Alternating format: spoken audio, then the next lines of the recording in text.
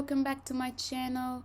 So in this video I'm gonna give you a really easy scheme of how to remember screening recommendations. So let's get started. So here is a typical question I got from Lectorio. So let's read the last two lines first. Her BMI today is 31, which is considered obese, and blood pressure is normal. Which of the following health screenings is recommended for this patient? The first thing I want you to think about, guys, when answering screening questions is the patient's demographic, age and sex. Here we have a 43-year-old woman, right? So she's over 40. There are specific screening recommendations for women over 40 or men and women over 40. Let's see. A pap smear performed at her previous exam last year was within normal limits. Now, since she's done a pap smear last year, and we know that pap smears are repeated every 3 years, and she also did co-testing, so we don't need to do this now. Therefore, I'm going to exclude this answer choice. Now, she does not smoke or have high cholesterol, has no chronic medical problems, which means that I don't need to do lipid profile for this woman. Her BMI today is 31, so her only problem here, guys, is obesity. What do you think? Should I do bone mineral density scan, which is usually done for women 65 and up, right? She's not menopausal yet. So this is out. Colonoscopy is done for those 45 and up, so this is not yet. Repeating blood pressure is not necessary right now since her blood pressure was normal. We would repeat it if it were abnormal. So the only correct answer choice here, guys, is fasting blood glucose or HbA1c. Normally we screen for type 2 diabetes for patients 45 and up, but because she has obesity, we're gonna screen her earlier. So those under 45 are screened if they're overweight or obese. Now, before moving on, guys, to the scheme I made, I want to give you a huge surprise. You're gonna get 20% off if you use my discount code for Lectorio QBank. Check the link in the description. Alright, so let's move on. So I want you guys to remember that we do screening for silent or chronic diseases. And so most screening recommendations you'll find will be related to cardiovascular diseases and cancer, right? Because this doesn't always express itself early. Now, I want you to remember this mnemonic for cardiovascular diseases we screen for. It's HDL, as if it's HDL, the lipids. So that's hypertension, diabetes, and hyperlipidemia. All right, in this order for both men and women. Now, there are certain screenings are for women only and men only, but anything cardiovascular is for men and women. All right.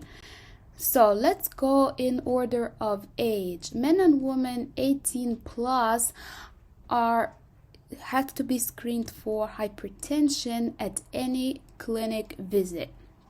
All right, now we go up. Men and women 35 plus.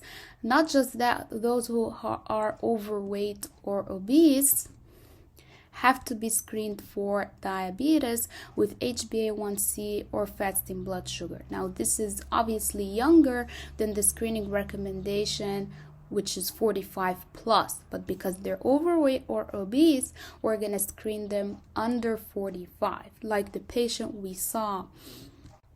Now let's move on. Higher up, men and women 40 plus are screened for hyperlipidemia, and that's every 5 years. The woman we had in the question already screened for this because she was over 40 and it turned out normal.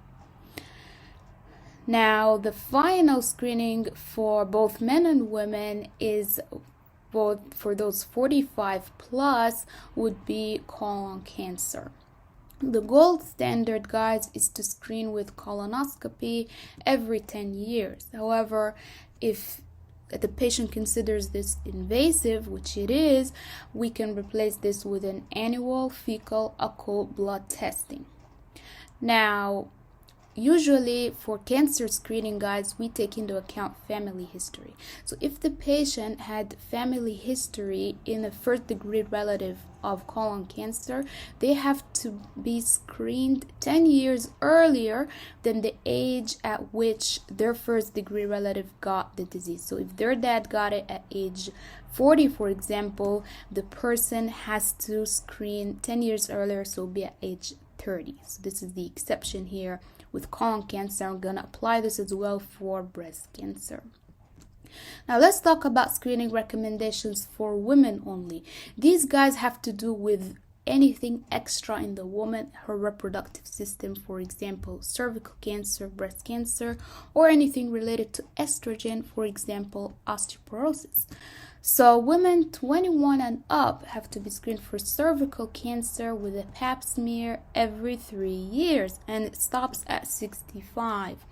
Now, if she does the co-testing, pap smear and HPV, she only needs to screen every 5 years. Now, women under 24 and under who are sexually active have to be screened for STDs like gonorrhea. We take a vaginal swab and do PCR or not. Now, this has to be annual. If she's over 24, we don't need to screen her for STDs anymore. However, if she has risk factors like multiple partners or a new partner, then she also needs to undergo screening just like her younger counterparts. Now, women 50 plus have to be screened for breast cancer, not any screen, but with mammography every 2 years. Now, just like with colon cancer, if she has a first degree relative with family history of breast cancer, she has to screen 10 years earlier. Now, this is different, guys, from those who have BRCA mutations. Because those are high risk, they start screening at age 40. Now, finally, for women, guys, 65 and up, they have to be screened for osteoporosis with DEXA scan once only, and then we decide her risk. Now, there are screening guidelines that are only for men, and these always have to do with smoking, guys. So, men who are 50 plus who smoke around 20 pack years or more have to be screened for lung cancer. So, if they take 1 pack a day for 20 years, that's 20 pack years, or 2 packs a day for 10 years, that's also 20 pack years. Anyone with a man over 50 with 20 pack years of smoking who has quit within the last 15 years or is still smoking has to be screened for lung cancer with low dose CT scan. You have to take care, guys, of this number, because if it's less than that, there is no need to screen. Finally, guys, men 65 and up who have ever smoked, regardless of pack years, have to be screened for abdominal aortic aneurysm with an ultrasound once, and then we can decide further based on the results. All right, guys, I hope this helped. Let me know what you think.